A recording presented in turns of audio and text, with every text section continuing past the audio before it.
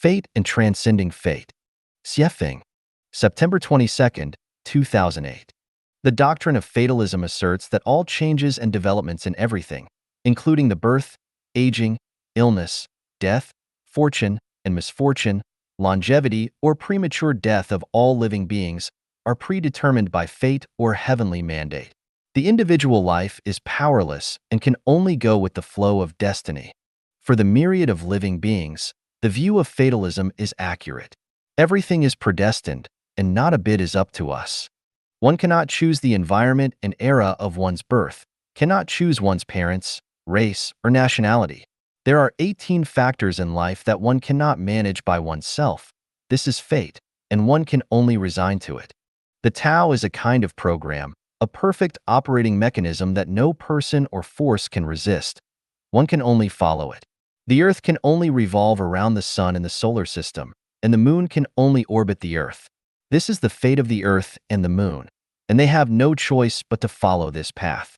Spring is for growth, summer is for maturation, autumn is for harvest, and winter is for storage. A peach tree can only produce peaches, and an apricot tree can only produce apricots.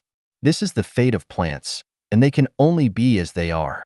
Fish can only live in water, big fish eat small fish eat shrimp, herbivores eat grass, carnivores eat meat, cats catch mice, dogs guard homes, and a pig's fate is to end up in the slaughterhouse from birth. This is the fate of animals. It is inevitable. Humans experience birth, aging, illness, and death. As humans, one cannot escape this cycle of life and death. This is fate. Every life form has its own trajectory of existence and development, determined by a program, which is not allowed to change at will and is difficult to alter by oneself. This is fate.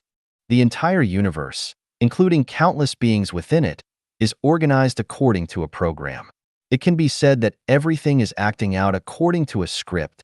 Each life form, each person, is a character predetermined by the script and can only act according to its plot.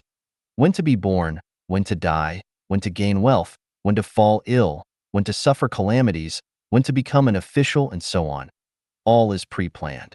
This is fate, and people can only follow it. Who can escape this inevitable fate? Very few can manage it.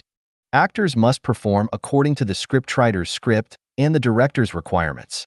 When crying is needed, they must cry. When laughing is needed, they must laugh. When anger is required, they must be angry. When joy is needed, they must show joy. Even the words they speak are pre-designed and beyond their control.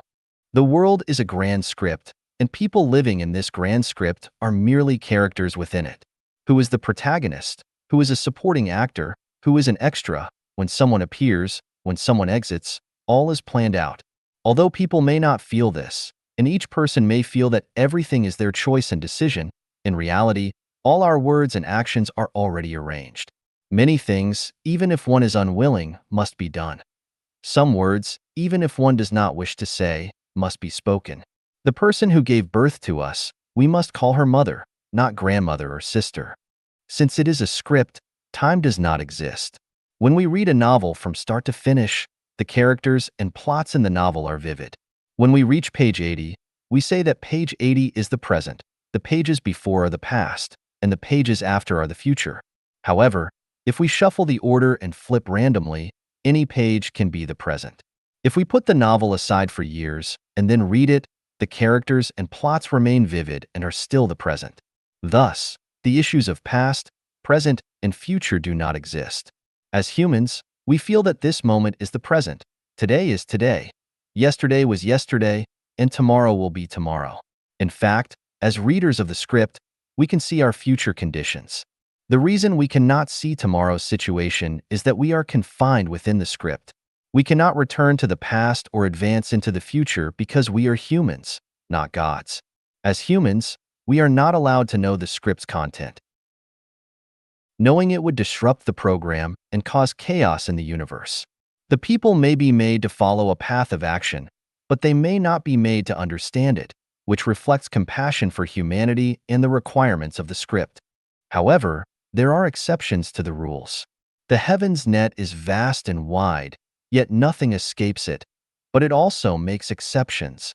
For 98% of life, everything unfolds according to the script. For 1 to 2% of life, exceptions are made. This is also part of the program. In special circumstances, some actors may no longer play their roles in the script, and the director will replace them with another actor to continue the script's plot. Human sages have continually explored the mysteries of life, time, and space, showing us a bright and splendid path. The path guided by Jesus Christ leads to the kingdom of heaven.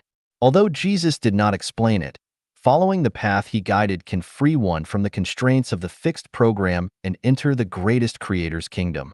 Buddha Shakyamuni's teaching to let go of ego and attachment also guides us to cross the sea of suffering and reach the shore of Buddhahood.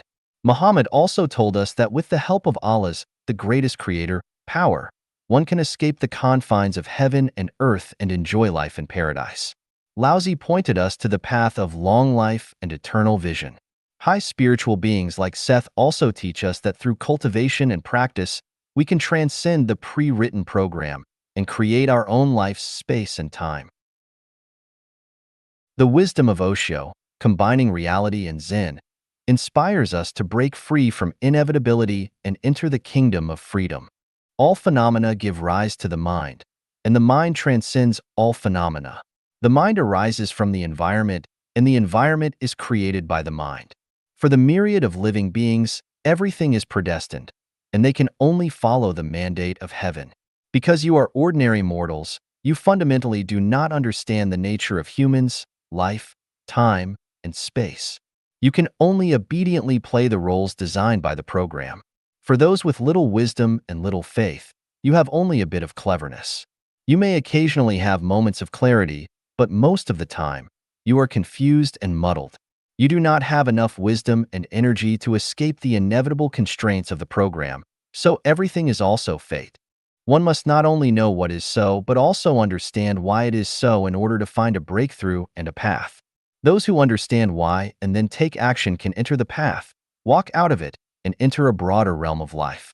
Just as those who understand computer programs can change them, those who understand the mysteries of life and life can change their fate and enter a broader world to enjoy a freer and more joyful life. One must think unconventionally to escape fate. Busy yourself with what others consider idle, and be idle in what others consider busy.